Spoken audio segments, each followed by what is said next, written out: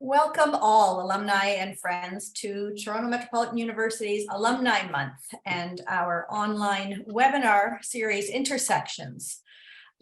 This and all of our webinars are recorded and they'll be available for your viewing and sharing pleasure after. Those of you who've registered will receive an email link and you'll be able to share that with others and review the recording at that time. I'm Jennifer Hicks from the Alumni Relations Office, and we have been hosting over 1,000 alumni back on campus this month for a number of events and series and ceremonies, and we're thrilled to have you here with us today. We've got a very hot topic with housing, and we have amazing experts here today, so I thank you all for joining us. There will be a number of questions prepared ahead of time that will be shared by the panelists, but we will accept questions from you as well. And if you have questions during the webinar as they come along, please just submit them using the Q&A button at the bottom, and we'll collate those and share them towards the end of the session. Our moderator will be able to share those with the experts. Before we begin the event, I would like to acknowledge the land on which Toronto Metropolitan University is located. Toronto is in the Dish with One Spoon territory. The Dish with One Spoon is a treaty between the Anishinaabe, the Sasagas, and Haudenosaunee that bound them to share the territory and protect the land. Subsequent Indigenous nations and peoples, Europeans, and all newcomers have been invited into this treaty in the spirit of peace, friendship, and respect. Today, we're talking about what seems like an impossible dream for so many Canadians, home ownership. And we are thrilled today to have an alumna expert to moderate our discussion. Lisa Patel founded the Lisa Patel team with a team of experienced real estate staff working diligently to find families and businesses the perfect spaces for living and working. They focus on all aspects of real estate across the GTA, including commercial, residential, leasing, land, and investments. Lisa's successful brand has been included in educational textbooks and studied by business professionals and entrepreneurs and TMU students. She is the immediate past president of the Toronto Real Estate Board, TRED, Canada's largest real estate board. She's worked for close to 14 years as a mentor and coach to assist young entrepreneurs meeting their business goals. We're thrilled to have Lisa here today to share her knowledge. I'm going to hand it over to Lisa and let her introduce the team. Thank you.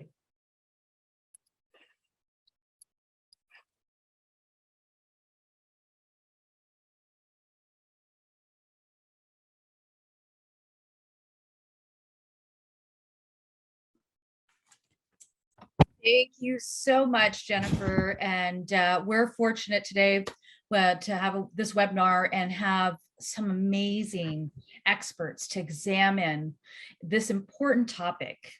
Now, let me introduce them and then we can get started right into our discussion. I'm excited. So let's start with Dr. Yemi Adejiji. And so Dr. Adejiji is an avid scholar of cities, having lived and visited many global cities such as Lagos, New York, and London.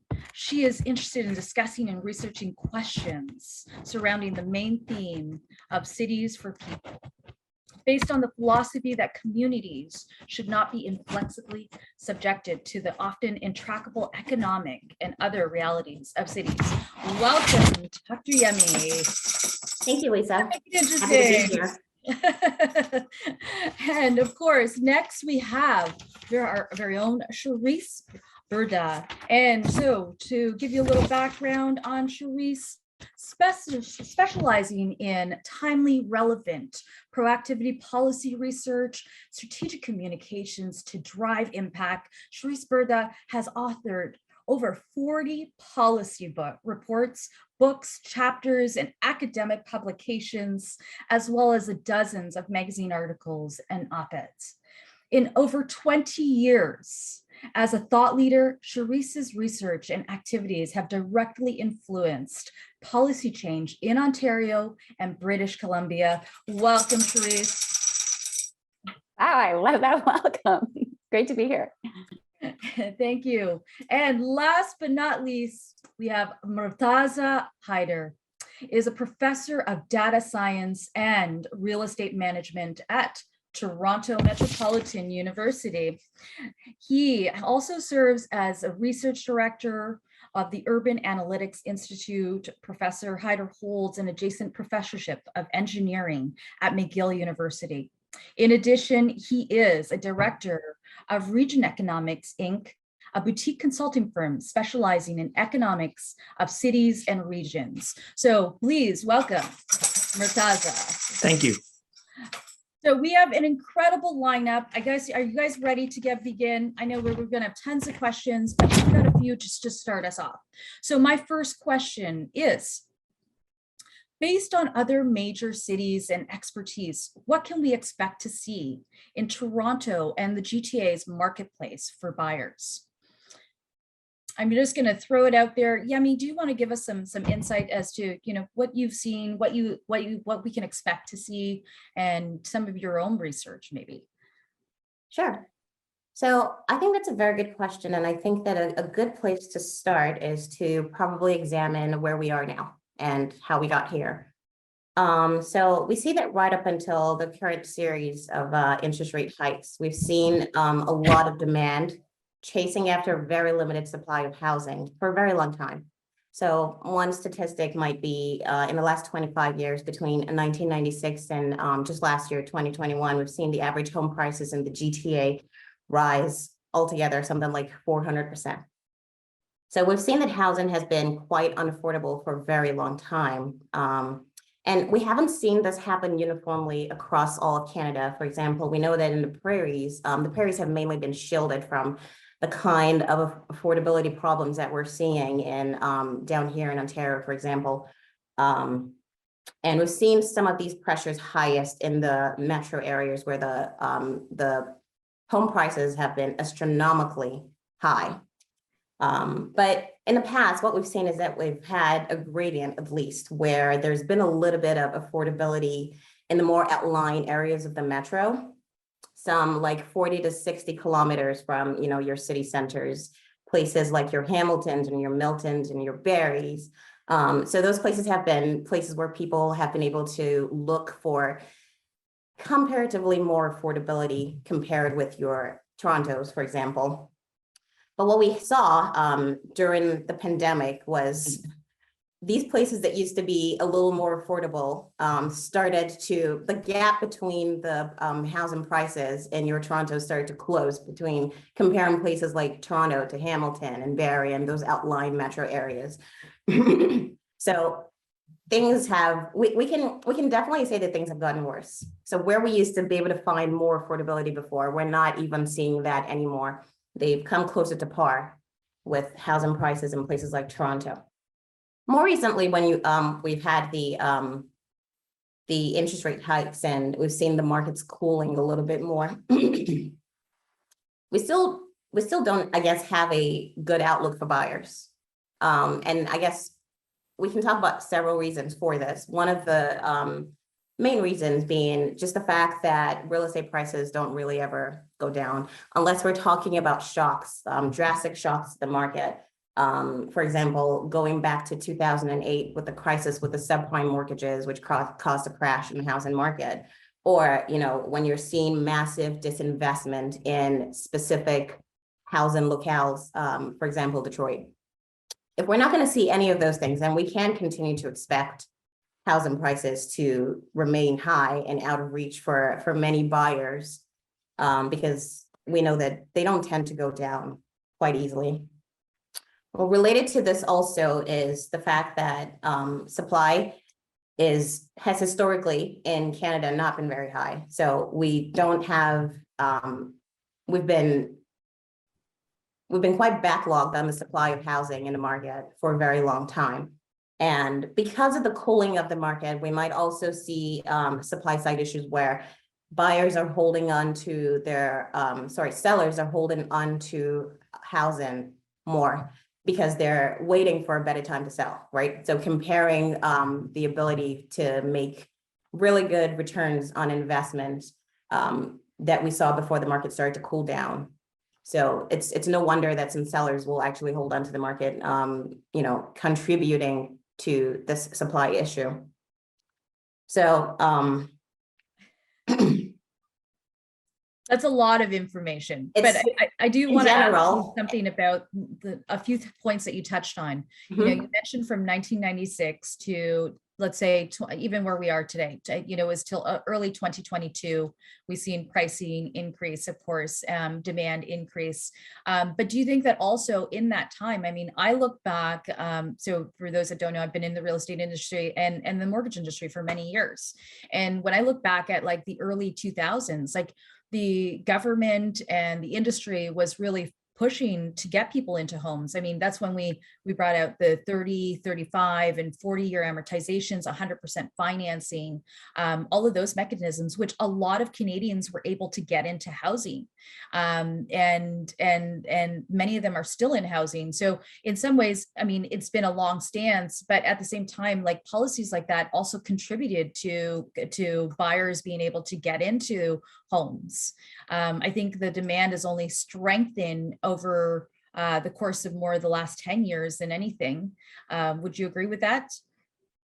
Well, I think the one thing that I would say is we can't look at demand in isolation of supply, right? So even if we have policies that are good and they're getting or making it possible for people to have home buying within their reach, is the supply keeping pace with demand? And if it's not, then what you're going to see is the affordability crisis that we have ourselves in right now. And I think that that's partly what we've seen, right? We haven't really seen housing starts keep pace with some of those forces that are pushing the pricing up, including demand, including the high rates of immigration into Canada. So yeah, to answer that question, yes, policies like that are good, but they can't really be applied in isolation or viewed in isolation of supply policies as well. And even when we look back at 2008, and I'm going to get everybody else involved in this conversation, but in 2008, I call it more of a bump. I don't really call it a major catastrophe that impacted the real estate market per se, because even in that short wind, right after, we went straight up, and it's just been that continuation ever since. So I think that we would actually need something more along the lines of the 90s, the 80s, those eras versus like to see a major change versus like 2008. But Charisse, I've seen you've been nodding the whole time, so I know you want to get in there. So you just go ahead, dive in. I'm happy to keep on nodding. I'm really enjoying hearing all this stuff. So I don't know which question you're asking me, but the well, we were going back to the main question, which was on major cities and the expertise of what we can expect to see in Toronto and the GTA's marketplace for buyers. Okay, great. So yeah, I agree with everything that Yemi said so far.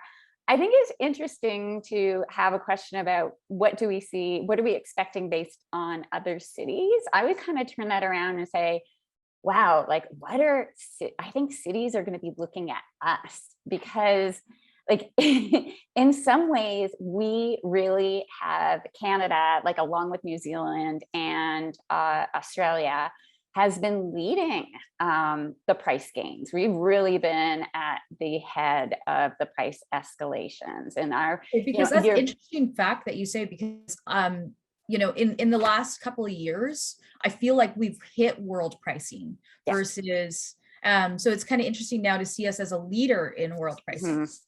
Absolutely, you're totally right. So I think people are going to look at us, be watching us and see what happens there. And in particular, I feel like the GTA is really the bellwether of Canada. In some ways, Vancouver is on its own planet. Like things that happen here don't necessarily happen there. And there's a whole bunch of reasons for that. But sticking to the GTA, I think it's really great that you pointed out what happened in the US, because that did take the steam out of the American housing market. But it meant that ours just stalled for a bit. It just went up and up and up. So our price gains have been trajectorying very, very high. But over the pandemic, as Yemi has pointed out, they just like were on fire. They skyrocketed, right? We just never saw anything like that. And we know that a lot of things were contributing to that, including low interest rates and conditions that were very favorable to investors, right? That we saw that over the pandemic, the highest buying group, the largest group that was buying resales were investors, people who owned more than one other property. So, and not first-time home buyers. So what that does, it also fuels a lot of competition. So people who are first-time home buyers are suddenly going up against all of these investors who, have deeper pockets and can, offer 200, 300,000 over asking, which, people can't compete with. So I think that, all those things have contributed. Also, I think that we are in a different mortgage world than we are in, say, in the US, like who has like typically 30-year, fixed rates, right? Whereas we have variable. It's not, and I think it's only like 20 to 30% variable. But what this means is that investors, and in particular, can harness the market in good times when interest rates are low and get in on there. But it also means that we can go down quickly or just as far. And so for buyers, so what does this mean then? I think like what we're watching and what is everybody going to be watching when they look at Canada, when they look at the GTA, I think there's a lot of who blinks first going on. So for buyers, the current price drop, even if it goes down more, isn't going to make things more affordable because the cost of borrowing is so high. With, we're north of 5% and it's going to keep going up. So it's not just the sticker price, So for homeowners, the rates haven't run their course yet, right? We're going to see maturity of mortgages over the next 5 years for renewals. So we haven't seen the full impact of that. For sellers, will they wait it out? And again, to your point, this might create further restraints in inventory. Inventory is different than supply, but it means that might not be a lot on the market, which could hold prices in play. And then what about renters and investors who are a huge part of our housing ecosystem? So I mentioned that investors were 1/5 of resale buyers. We also know from Urban Nation that condo purchases are typically about 50% investors. So when real estate prices fall, or rather if interest rates go up, then there's a passing on of that cost to the renters. And so while prices have started to go down, the renters are seeing prices go up. They've gone up 24% year over year. So there's no price dip for renters. And so, does this mean that we are going to see kind of a stall in things? Like certainly with pre-construction, we were supposed to have 35,000 pre-construction starts this year. And we've already seen 10,000 of them stalled or canceled due to high interest rates and labor shortages and construction costs. So there's a lot of factors at play. And I kind of feel like there's a little bit of a holding pattern now, and we'll see who blinks first. That is a lot of food for thought. And I know Murtaza has some really good insight on this too. So Murtaza, what do you think is the future for buyers in the GTA? I think the future for buyers will be the same as it has been since the mid-60s. And many people see the prices today, compare them to 5 years. And I take you back to the mid-60s or early 60s. And if you look at a cover story in Maclean's from late 60s, where the story said something like, if you're already not a homeowner, prices are so high that you must give up on your dream for home ownership. That was 60s, right? The story says, give up on your dream for home ownership if you're already not a homeowner. And that's 1960s. Now I'll tell you the prices. The average price in Toronto at that time was about $25,000 per house. Vancouver was around $14,000 per house. So there was a time that people thought $25,000 house, it's way out of people's pockets and ability to buy. And the reason I'm mentioning this is because you must talk to your parents and grandparents who have lived in places like Toronto, Montreal, Vancouver, New York, London in England, Paris, and they will tell you that housing has never been affordable. It's a myth. that people have built up saying that there was a time that housing was affordable. No, it wasn't.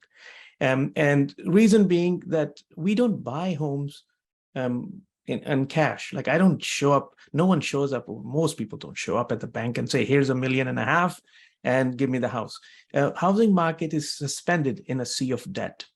So affordability is not necessarily the price. It's the mortgage payment that comes out of your bank every month. That determines if the housing is affordable or not. So take the housing prices before this recent decline in sales and prices. In February, housing prices peaked in the GTA in Canada, February of 2022. But at the same time, the interest rates or mortgage rates were under 2%. And whenever mortgage rates are under 2%, two things happen. A is your monthly mortgage payments are considerably low. Second, the bulk of your monthly mortgage payment is going back into your pocket because that's paying down the principal. A smaller portion from even day one, the first mortgage payment you make, if your mortgage rates are under 2%, the bulk is your principal paid down, and a smaller portion is going to be the interest, which means over time, you're paying less and less in interest. Now, fast forward just 3 months or 4 months, and now the prices may have dropped by 20%. So you say, hurrah, I'm in luck now because I'm a buyer and this house was listed for 1.4. Now I can buy it for 1.2 million. It's still not affordable. Actually, it's worse because now at 4.5% to 5% mortgage rate, your monthly mortgage payment is higher than what you would have paid for a more expensive home earlier. And secondly, over the life of your loan, the life of your mortgage, you'll be paying much more in interest for a cheaper home than you would have paid for an expensive home. And that's the kind of discussion that people are not informed about.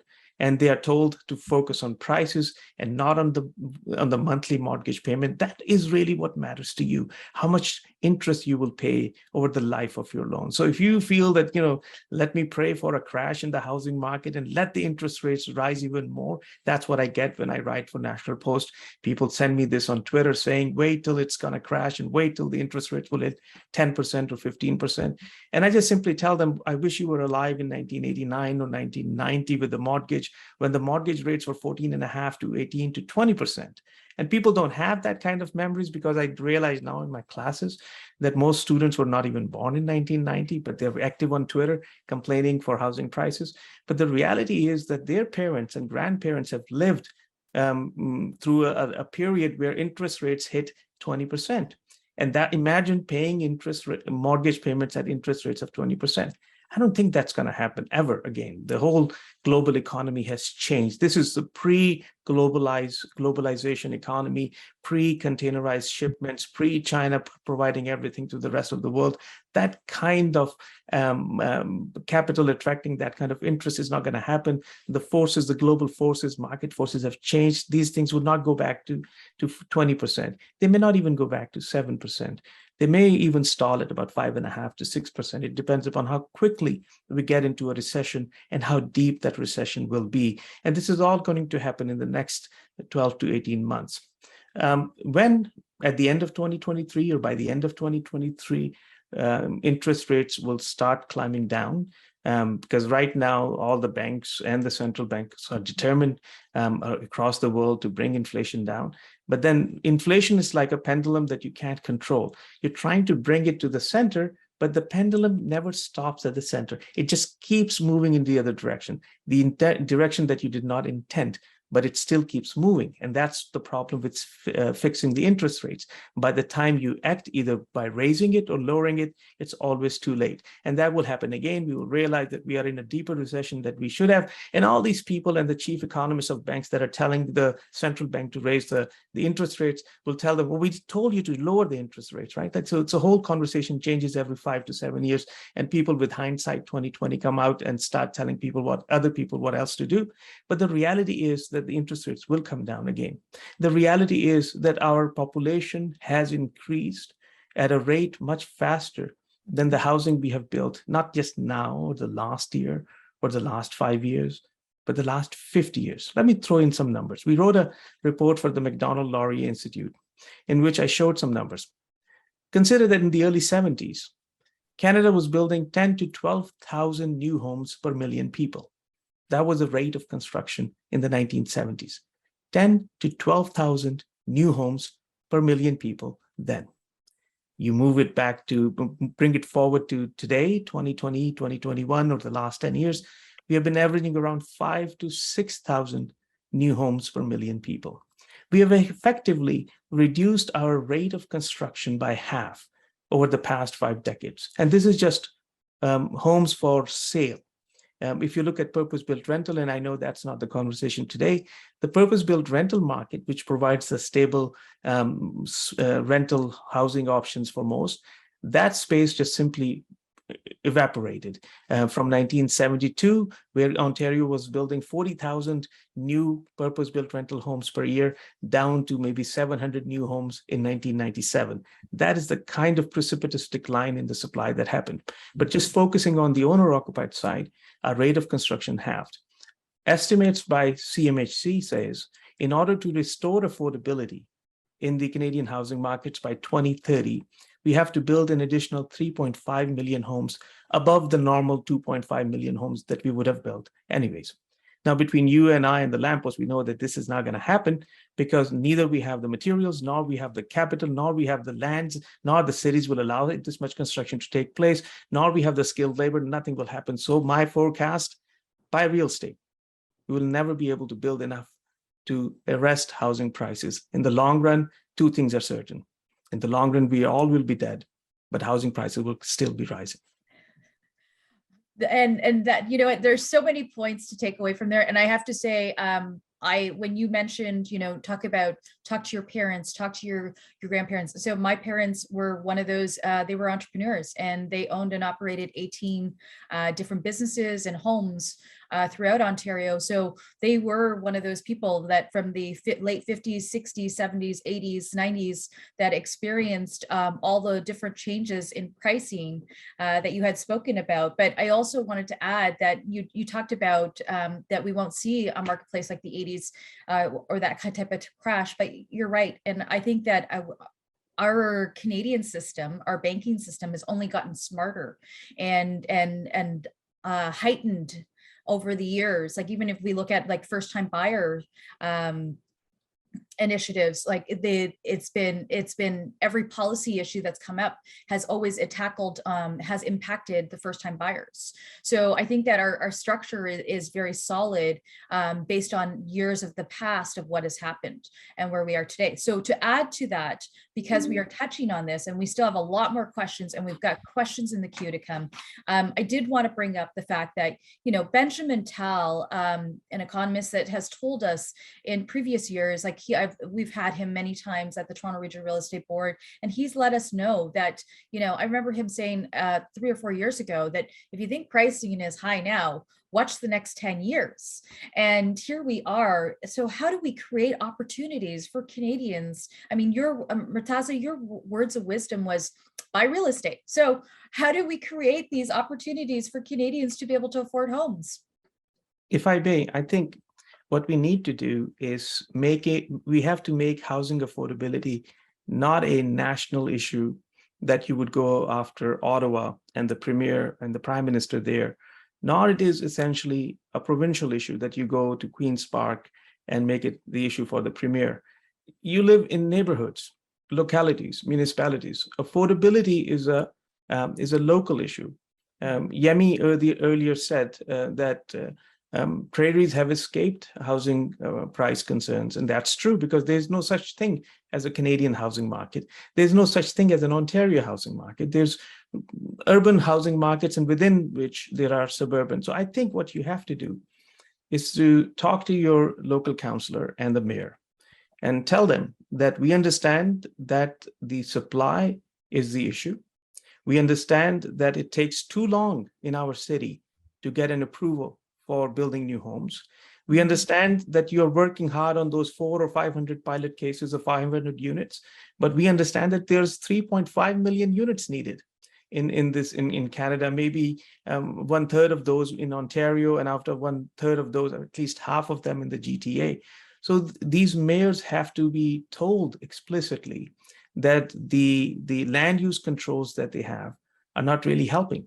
They have, because we don't want to go and pave over green belts. That would be the most disastrous outcome, that in pursuit of more supply, we damage the environmentally sensitive lands. The only way forward is to focus on brownfield development, that we keep our environmentally sustainable lands safe, but where we have already paved, we're not going to grow grass there. So why not we intensify?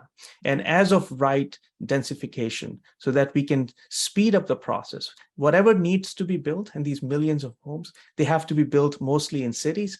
And the mayors and the councillors have to realize that they can no longer be part of the mechanism that stops or stalls construction. They have to be part of the solution, and they have to make sure that they bring in enough supply, but either through enabling new land for reconstruction, or preferably the land that we have already paved over, intensification and densification on that land so that we can absorb more people. I give you two more statistics. 80 to 90% of our population growth is strictly because of immigration. Our domestic population growth contributes very little to our overall population growth, number one. Number two, the target's about 450,000 immigrants coming into Canada. It's already been met. We probably will cross it this year and the next year and the next 5 years. Thirdly, which most people don't think about, is that last year, Canada issued about 450,000 student permits. That is about another 450,000 people arrived here. I think the government of Canada, secretively or openly, hopes that this number continues to grow and we bring in more talent to power innovation in our universities and colleges. So imagine 1 million people now coming in every year to Canada, and we need more housing, and most of them will be in cities. So supply is the challenge, and we should make sure that we go and march up to city halls and say, please expedite the release of space, simplify things, zoning processes so people can get the approvals, and then we can start building more. Without building more, whatever real estate you have will continue to appreciate at a rate much, much faster than wages and incomes. Thank you. And you know what, so with that in mind, I know that I can say in Toronto, I believe that Mayor Tory does have this in his 6-point plan, some of the points that you discussed. So we're just going to have another session and invite every mayor across Ontario. And that way we can really get everybody on side. But Yemi, you've been so patiently waiting. I know you want to add some points in there. What are your thoughts? How do we get housing for Canadians? So just to touch on some other things that Murtaza already alluded to. So we're seeing many newcomers come into Canada every year. Immigration is extremely robust in this country compared to many others. I think that it's important that we start making that connection between these immigration forces into Canada and stimulation of our economy, right? So presumably this is part of the reason why Canada is open and immigrants are good for the economy, right? We need to not be, in terms of our policies need to be well-rounded, right? And opening our doors to immigration, and also providing places for people to live. As Murtaza alluded to, this is going to be in our cities, partly because this is where people want to live. This is where the jobs are. This is where the amenities are. This is where the culture is. This is where a lot is going on. This is where people are choosing to and wanting to live. In addition to that, comparing our cities with our suburbs, there's a lot less NIMBYism going on in our cities than in many of our suburbs, where people are wanting to just see the rural or suburban nature of their towns remain the same, and same things like, well, we've been living here for years and this is the same character that we want to continue to maintain in these places. This continues to make our cities far more important in terms of the opportunities for densification and infill development. Aside from making sure that we understand that housing is a local issue, we also need to be looking towards innovation and also experimentation with respect to the different strategies for owning homes. I read an interesting article recently where 2 different couples had come together to create a co-housing arrangement where they bought in a Toronto neighborhood where on their own, they would have not been able to afford to purchase such a home. And this obviously wouldn't work for everyone, but we do need to be, whether it's academics or it's activists or other stakeholders that are interested in finding this innovation, we need to be looking to innovative and new ways to experiment. We're seeing some pushes in certain cities like Toronto and Hamilton to increase the number of accessory dwelling units. And this is one interesting area where we're seeing infill development that is essentially taking advantage of the momentum of homeowners, of landowners to increase wealth, right, by developing their accessory dwelling units. So that'll be interesting. And we don't know yet whether or not this is going to even make any kind of impact in terms of the supply issues that we're seeing. But I think at the very least, it starts to constitute an example and a push for how we can begin to innovate and start to address that problem of the supply of housing. Thank you. I appreciate that. Charisse, we're going to get some input from you, and then we're going to go straight into the questions because they just keep coming in. Okay, well, I'll be quick because both Yemi and Murtaza have really covered a lot of ground. I'll just double down on this need to rethink what our housing looks like, where it is, and what neighborhoods look like. We cannot keep sprawling. I agree with Murtaza. This is not the way that you build housing for the fourth largest city region in North America. This is not sustainable. It's the law of diminishing returns. You get further and further away, the cost of commuting, the congestion, the impacts on climate change, the need to build highways. And it's super expensive for municipalities to service all of this sprawl. It costs money. It's a lot of money for municipalities. So the other thing I want to throw into the equation is, how do we feed ourselves? We're a growing population. We have to think more about, as much about how we're going to house ourselves as well as feed ourselves. Climate change is real. We're seeing the impact of climate events on our food security around the globe, foods that we import, and it's going to affect our farmland as well. So we need to be looking at protecting more of our farmland going forward, not paving it over. And the thing is, paving over our farmland is the most cost-effective, quickest way to deliver housing, which is why developers do it. It's very profitable.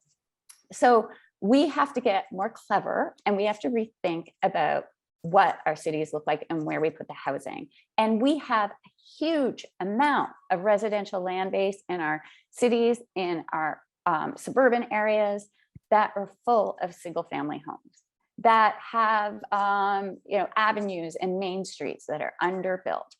There is no shortage of land in our urban landscape, in our urban footprint to build housing. We just have to get more creative with the types of finance models. We need to look at alternative ways to finance rather than the traditional conventional way, which is, have a pre-con development get 70% financing sold to investors, and here we go. We have to look at how do we finance housing for the end user, which is the residents going to live there, and how do we build family-friendly housing in our neighborhood. And that is starting with the zoning. We've started to look at programs in the city for laneway, garden suites, and multiplexes, but it doesn't stop with zoning. That's not enough. In places where they've lifted the zoning, there's very little uptake, because for the homeowners, it's expensive, it's an onerous process. It's like, how am I suddenly a contractor having to find all these experts come and like add units to my house? Like, I have no air left. So this is one of the pieces of research that I've been doing a lot on. So I'm not going to go into the detail, but there are a lot of ways that all levels of government can come together to create more simplified renovations, offer the financing, offer all the tools at the one-stop municipal shop.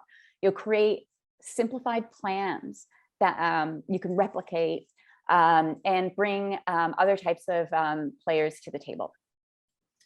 You know what, honestly, we can't wait to read that next report, because that is one of the things that I know I myself have said many times about bringing all the players involved together, and financing options really need to change. But another part that we also have to consider, and maybe you'll have it in your research and we'll look forward to it, is one of the trends that we see on the real estate side is there's a lot of baby boomers that choose not to leave their homes. And it's the type of housing that they're building that doesn't make sense for an aging population. And that's a big burden too. And we're saying, okay, it's okay that, we're just going to throw first time buyers into that type of housing. But the reality is that's not the case either. So the types of housing and segments have to really be considered as well. But I'm going to take us to our questions. Our first question is there any economical logic on allowing investors to buy multiple homes? Why not limit the leverage investors can use to buy an income property? Example, make it that investors have to buy income properties in cash and not allow 20% down payment mortgages. I'm going to pass this to Yemi, and then we're going to go over to Murtaza. Yemi, what are your thoughts on that? Can you repeat that question? I'm not sure that I understand it. Sure. So they're actually asking, is there a way of limiting the buys from investors? So we know that a lot of investors buy into the Canadian marketplace. So they're saying, why not limit the leverage investors can use to buy on income properties? So instead of them, being able to, so if they could put down, let's say investors have to buy income properties in cash and not allow a 20%. So instead of this traditional for investors, is there a way of, changing that segment to say, well, if an investor wants to buy another property, they have to buy it cash only? Yeah, I mean, there are policies that have been designed to just lessen the impact of speculative forces like that. We've seen them on the West Coast of in Vancouver, for example, with the speculation tax, right? But there's a lot of research that is showing that the demand pressures consist only of a small percentage of these kinds of investors that are foreign investors and are pumping and out competing people who are buying their primary homes in Canada. So the extent to which, so I guess to answer that question in a short way, yes, there are policies that can be created that are similar to what this question is suggested. But I think a more important question, or just as important question to that, is what is the impact of this speculation that we're seeing, and is it as strong as, or will putting policies that guard against this be as impactful as other kinds of policies that can, more directly quicken the supply timeline? So policies that, for example, simplify the approvals process so that those housing starts, because real estate is a very time sensitive process, right? So very small delays can lead to very large cost overruns. So you are seeing, and I'm hearing from people in the industry and practitioners all the time, that this is a significant deterrent to the ability to put more housing, to increase the amount of housing in the housing stock. It's the delays that they're facing throughout the development approval process.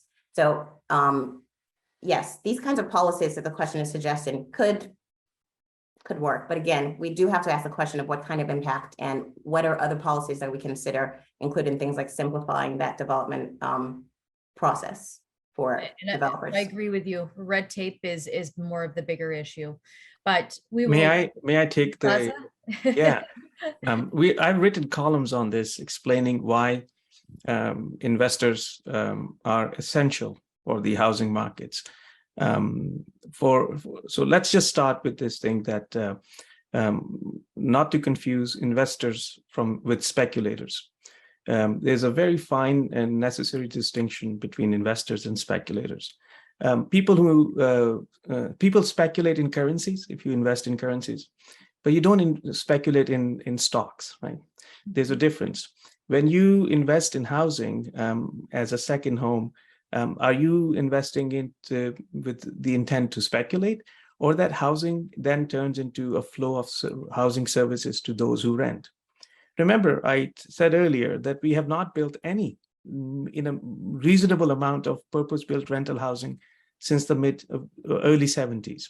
We have 5 decades of almost no rental housing being built.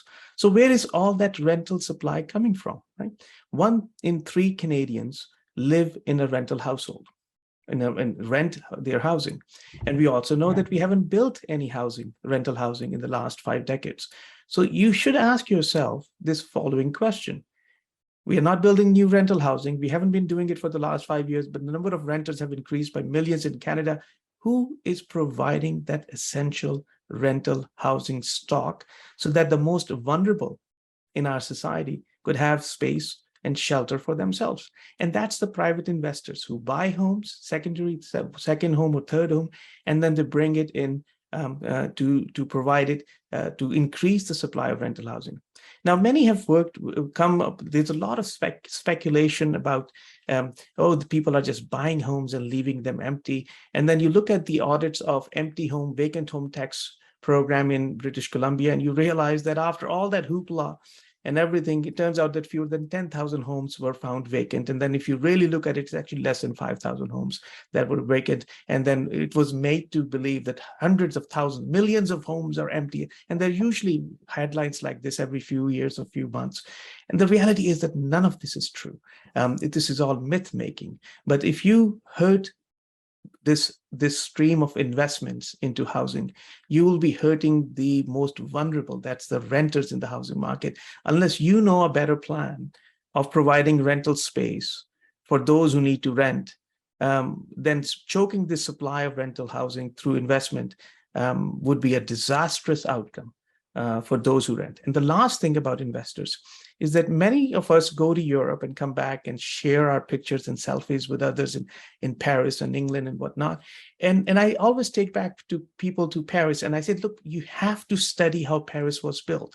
It wasn't built with the money that, I as an individual homeowner joined hands with my neighbor and said, let's build a house here. No, it was all investor money.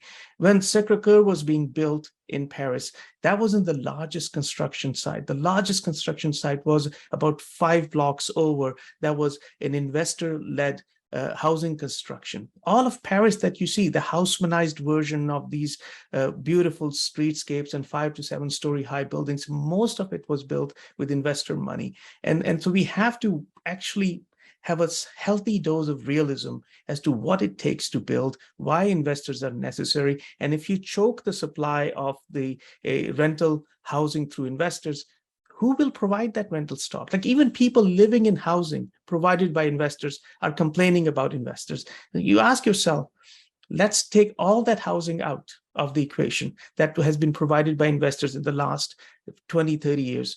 Can you imagine the rents now for the housing that was built as rental just in 60s and 70s and not since then? You'll be paying 4 or 5 times, if not more, and I'm speculating here, but the rents would be extremely high if we had choked the supply of rental through the investment channel. Thank you, Murtaza. And Charisse, take us home on this topic. Yeah, so much to say here. I think that going forward, we need to really double down on building purpose-built rental. Murtaza's right. Renters have been relying on secondary rental from investors who buy condos and rent it out. But just because that's the only game in town doesn't make it the best game that we should be striving for. It's precarious. It's not run like a building, like a purpose-built building. If a condo owner wants to sell their place at any point, then the renter is out of luck and has to go find another place. Buildings that have been built since 2018 have no rent control. So this secondary rental supply is not ideal. It's precarious, it's expensive. And if we're investing in more housing going forward, we need to invest in purpose-built rental. We were investing in purpose-built rental for many, many decades. Murtaza is right. We stopped. All that investment got pushed over to investing in home ownership instead. And we lost decades of building purpose-built rental. So it's really critical that we do that. And back to the original question, which was about investors. Yes, they are playing a role right now, renting out their homes because we don't have that supply. We need to build that supply. But I would also say that going forward, we need to focus on building homes for end users. And that is disrupting that means disrupting our financial model that currently only makes it affordable to some and looking at ways that how do we invest in co-ops and co-ownerships and other types of models, and rental that and home ownership that is targeting. We need to target the end users rather than relying on a middle person through the investor to get to the people who are on the ground. And that's where a lot of different policy and I guess initiatives and even innovation needs to come into the whole housing market. But we have approximately 8 minutes. We're going to try to get through 3 more questions. So how do you think that the housing and development approval process can be improved to impact the housing supply? Can the speakers please share their thoughts on the changes brought about by Bill 109, and if such a policy change has a positive or negative impact on affordability of housing? And Charisse, we're going to just start right with you there. I would say it depends on what's getting approved and what's being built. If we're just looking at building more of the same, then we're going to have more of the same problems. We're going to have a lot of tall condos in like small areas of land where we have hyper dense growth, and we're going to see our urban boundaries expand and allow for more sprawl. And neither of these are ideal. We don't need more 1-bedroom condos. We need family-friendly homes, and we shouldn't have to be bulldozing our greenbelt to do that. So it goes back to prioritizing the approvals. What homes do we need to build, and prioritize those first? I feel like we just let the market do what it wants and hope that it trickles down to affordability. We haven't seen that work yet. I think we need a trickle up approach. I think we need to focus on our core needs, which really is at the lower end of the housing ladder. People who need affordable rental, we need to really focus on that and and tackle that because it matters. We can't just ignore that part of the housing segment. But I think we must prioritize the housing that we need in this region and the communities, the walkable, complete communities that we need to be living in. Thank you, Charisse. And Murtaza, I know you touched on this, but what are your thoughts to the whole planning development approval process and the impact on the housing supply? I think simple solutions, simple rules. For example, a municipality should take no more than 6 months to approve or deny an application, subdivision plan. It makes no sense for this approval process to continue for 5 years. And during that process, the shovels haven't still hit the ground. I mean, why don't we just put these limits? You have 6 months not to accept only, we're not forcing it on you. You reject it so that the other person, the developer, can take you to the court or agree with your decisions, but keeping that limbo. And then the timelines, that municipal approval timelines, are from a different era now. These were pre-internet, pre-Twitter, pre-online document period, and we're still behaving as such. I think that has to change. So number one, an application comes in, decide within 6 months, do all the approvals, yay or nay, let the person know. The other thing is that as of right, zoning should be allowed. That is, that if there is an opportunity to intensify, that should be as of right. So for example, if there are parcels near transit stations where people can travel legitimately by public transit, such as bus stops or subway stops, preferably, then any development approval, any application for development should be fast-tracked. And these are not new proposals. I'm not saying something new. This has been known. There was a Premier's task force on housing. I'm actually repeating those from there. And I actually last night met with one of the mayoral hopefuls on a panel, Gil Panalosa, and he was repeating the same arguments that these as of right upscale applications should be allowed. And I think that's the way to go. When it makes sense to intensify, let that not be a 6-year approval process. Let that be a 6-month or 6-week approval process. I don't think that mindset exists right now within the planning structures that we have. And maybe the province or higher tiers of government may have to take over, give municipalities 6 months or a year to change.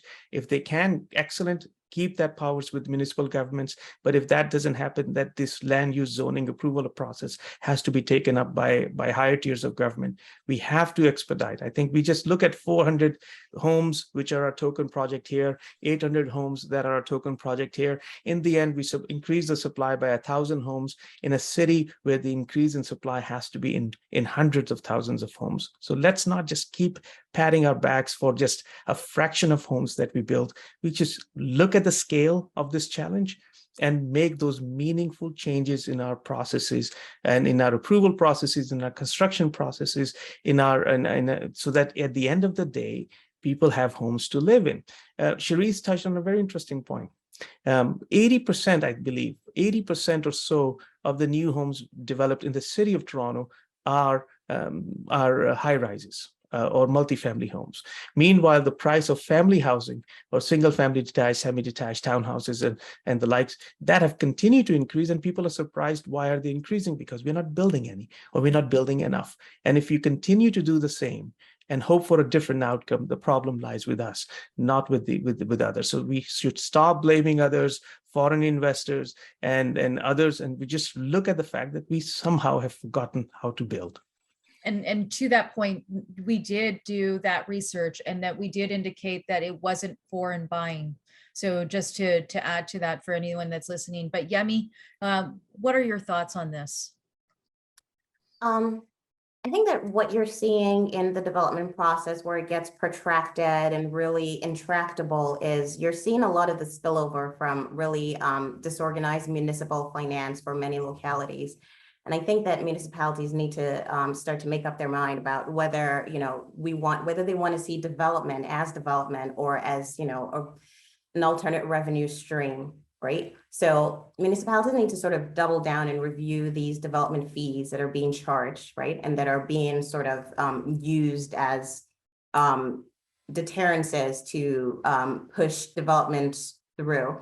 And I think that Bill 109 starts to begin to address that because one of its provisions is if a development approval process hasn't gone through in the time that it should have gone through, then you can begin to look at refunds from those municipalities. And I think that those kinds of checks and balances in the development process can begin to address the process and streamline it better and improve it for us to begin to see that level of housing starts that we want to see in many of these localities. And I'll leave it there. Thank you, Yemi. So I know that we're running really tight on time and we probably got 1 minute, but I'm just going to throw this out there. And if any one of you could just put your thoughts on it, because we do want to try to get to these questions. If you have a variable mortgage now, and it is a good decision to change it to a fixed rate that's locked for 5 years, or is it best to wait it out with hopes that the interest rates will start dropping by the end of 2023? Any thoughts? Pay more and lock it for 2 years. There you go. We got some feedback. And one last one. And that's just what I would do. This is not an advice. I'm not legally allowed to give advice. If Okay. I were in that condition, I would pay a little more, higher interest rates, because the banks would offer you a lower interest rate for 5 years and a higher for 2 years, but I would pay for 2 years myself. This is what I would do. You should do your own due diligence. And to add to that point, and there's other factors to consider: short-term, long-term. What are your goals when it comes to real estate and making those decisions between fixed and variable? And then, of course, this is the last one, I swear, Jennifer. What can young people do to set themselves up for to get on the property ladder sooner rather than never? So any final words from any of you on what somebody can do? Cherise. I feel like young people have been doing everything. We've read so many articles about, I finished school, I got a job, I'm saving up, I'm doing everything. I'm never going to be able to afford a property. I would say the other thing you can do is stop feeling the pressure. Like, I don't know where this pressure is coming from, where people who are 25 or 27 feel like they need to own a home. Like, I bought my first home in my mid-40s. I lived with roommates, friends for years and years and years. And part of it was, I worked for nonprofits. I didn't make a lot of money, but my point is, it wasn't because I walked through snow for 5 miles and you guys aren't now. My point is, I didn't feel any pressure. And I really don't know where this pressure is coming from. There is time. As Murtaza says, buying a house is expensive every single decade. It's different factors that make it expensive. And I didn't feel that pressure. I enjoyed my life and had a good time and enjoyed my roommates. So please just try and relieve the pressure. Or also consider Calgary and St. John, New Brunswick. Canada is a beautiful place. The life doesn't start and end with Toronto or Vancouver. It's a beautiful country. Try exploring the prairies. Alberta, there's the vacancy rate right now in commercial properties is about 35% in Calgary. So imagine the kind of affordable housing that would be available there. Just think beyond Toronto. And Yemi, do you want to add any last few cents into that? No, I think that the points that my colleagues have made are pretty excellent points. Well, we want to thank all of you for listening. Thank you. We really appreciate you. And to our incredible panelists and experts, thank you so much. We love this discussion. We're going to have to do another one. I am now going to also thank TMU alumni. Thank you so much for putting this all together. It was a pleasure. I know we could have probably gone on another hour, and hopefully we will all be back to discuss more about housing as we continue through this marketplace 2022 into 2023. And I will now pass it back to Jennifer. Thank you. Lisa, thank you. Listening to this for the last hour, I was thinking if only we had like a magic ball that we could see the future. But the truth is, the experts we've had the opportunity to listen to is so much more valuable. And I really have enjoyed Lisa, Yemi, Charisse, and Murtaza. So your thoughts and your research and sharing all of this wisdom with our alumni and with our community here. It's just been a wonderful hour. So thank you so much. Thank you to the alumni who've joined us and have shared their questions as well. As I mentioned, we're in the middle of Alumni Month here, and we have lots of other events going on. Please visit our website for an update and watch your inbox. We will share an email with a link to this recording so that you can review it and share it with your own friends and colleagues who are looking for advice on this important topic. So thank you. Have a great afternoon, everyone. Thank you. Thank you.